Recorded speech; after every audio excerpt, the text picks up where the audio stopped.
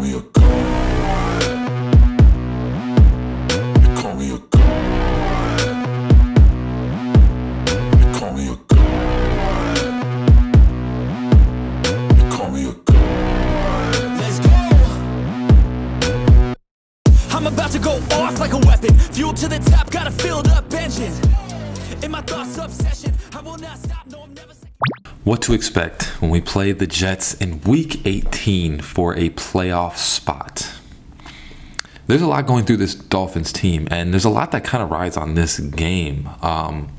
So what I'm going to do is I'm going to give you both options and what I feel what would happen either way, if we win or if we lose. So we're going to start off with if we lose. First off, people are getting fired.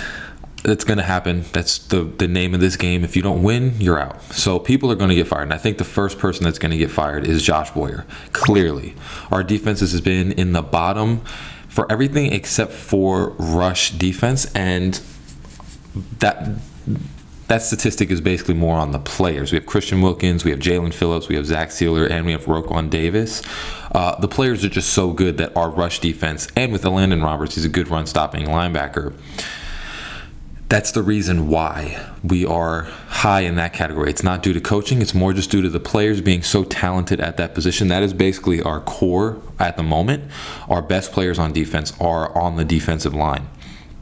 So that is the only reason we have a really good rush defense, because everything else clearly is garbage. It's all terrible. It's bottom of the league in everything. We let up close to 30 points almost every single game, which I don't care what type of offense you have. It's a struggle to have to play with a defense that lets up almost everything. And that has to do with the defensive coordinator and the whole defensive scheme that we have. Mike McDaniel was brought in to give us a great offense, but he is not 100% great on defense. That's supposed to be due to the defensive coordinator. Josh Boyer, it looks like he is lost every single game.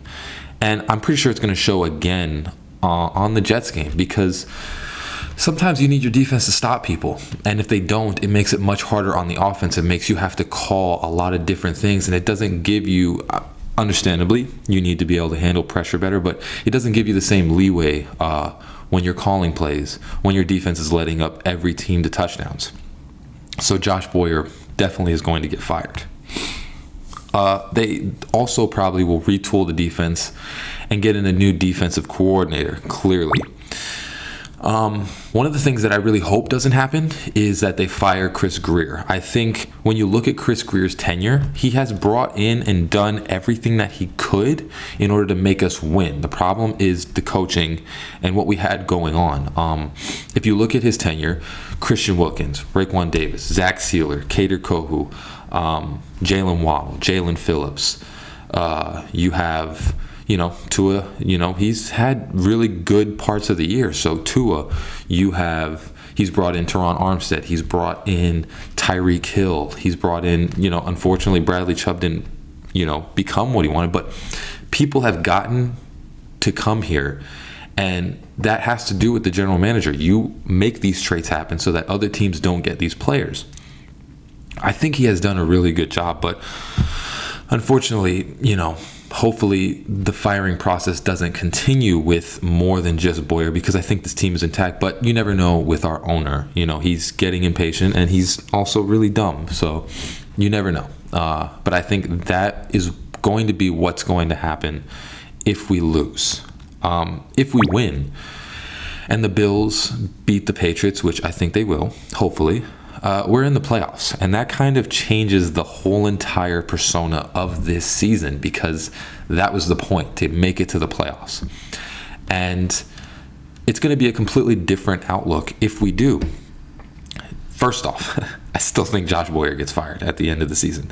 I still think we need a defensive coordinator. I think they tried this, letting Josh Boyer run the defense with Mike McDaniel having the same defense, and I think Mike McDaniel is going to be able to pick his own defensive coordinator to control that side of the ball. Still think Josh Boyer gets fired.